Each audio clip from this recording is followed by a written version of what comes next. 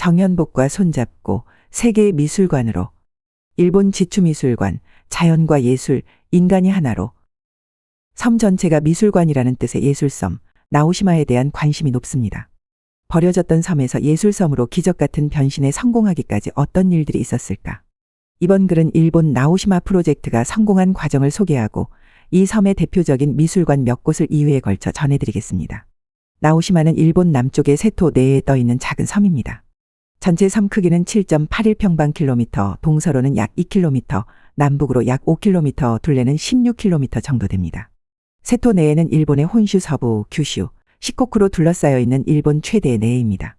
오카야마시와 다카마스시 중간쯤에 있는 나오시마 섬은 1917년에 미쓰비시 광업의 구리제련소가 들어섰던 곳이죠. 호황을 누리면서 인구가 7,000명에 이를 정도로 활기를 띠었지만 그럴수록 산업 폐기물과 환경오염 문제가 심각해졌어요. 게다가 구리 가격 폭락으로 산업이 어려워지면서 결국 공장 문을 닫았고 섬은 쓰레기로 뒤덮인 폐허와 같은 상태로 버려지게 됩니다.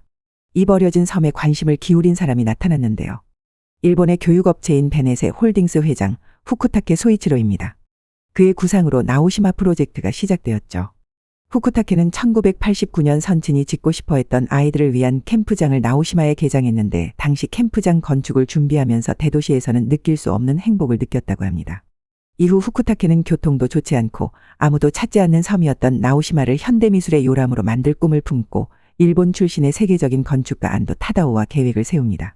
이렇게 시작된 나오시마 프로젝트는 완성되었을까요? 아닙니다. 바르셀로나에는 안토니 가우디의 프로젝트가 여전히 진행되고 있는 것처럼 나오시마 프로젝트도 여전히 진행 중입니다. 안도 타다오는 1992년에 베네세하우스 미술관을 세우는 것을 필두로 2020년에 완공되는 벨리 갤러리에 이르기까지 30년 동안 총 8개의 건물을 완성합니다. 덕분에 인구 3천여 명에 지나지 않던 나오시마 섬에는 한 해 방문객 수가 50만 명에 이르는 관광 명소가 되었고요. 아니 도대체 무엇을 어떻게 했길래 버려지다시피 하고 교통도 좋지 않은 곳에 그렇게 많은 관광객이 가게 되었을까요? 그 비밀은 어디에 있을까요? 3가지 정도의 중요한 비결이 있는데요.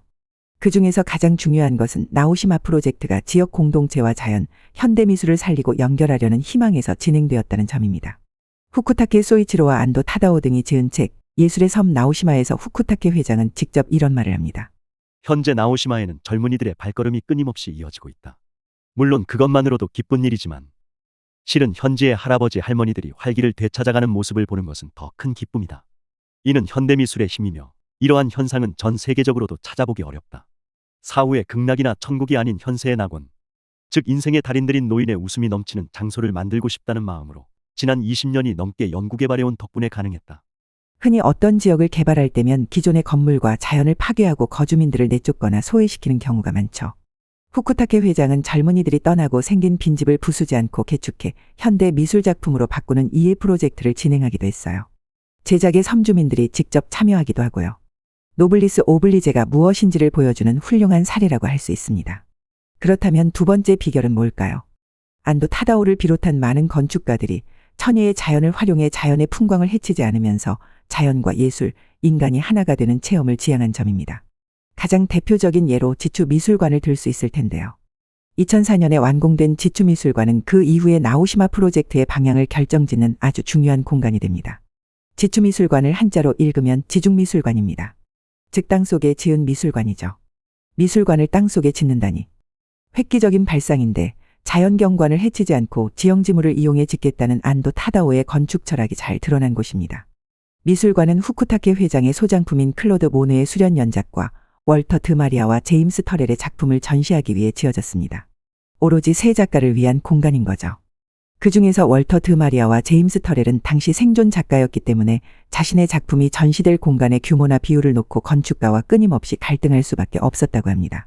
그러한 갈등과 긴장, 물러서지 않는 대결 속에서 나름의 협조가 이루어지면서 단순히 작품을 바라보는 장소가 아니라 사색하고 체험하는 공간을 탄생시킬 수 있었다고 합니다.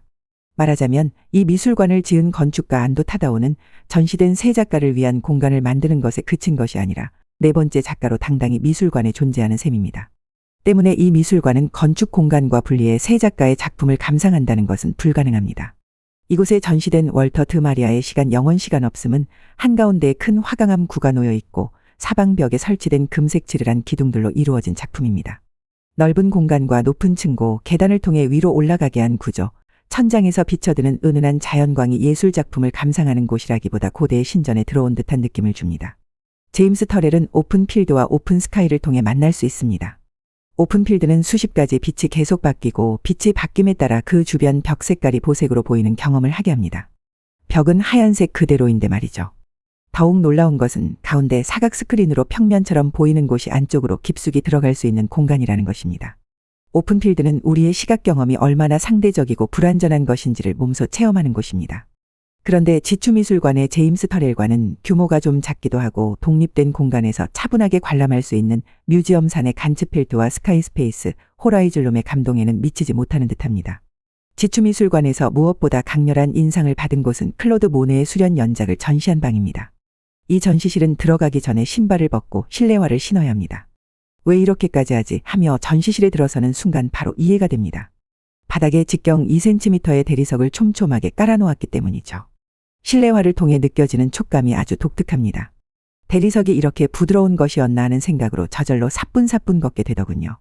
게다가 창문이나 인공조명 없이 천장에서 비쳐드는 최소한의 빛이 바닥의 하얀 대리석에 비치고 대리석이 그 빛을 다시 공간 전체에 반사하니 전시실은 마치 뿌연 안개에 휩싸인 듯한 몽환적인 느낌을 만들어냅니다.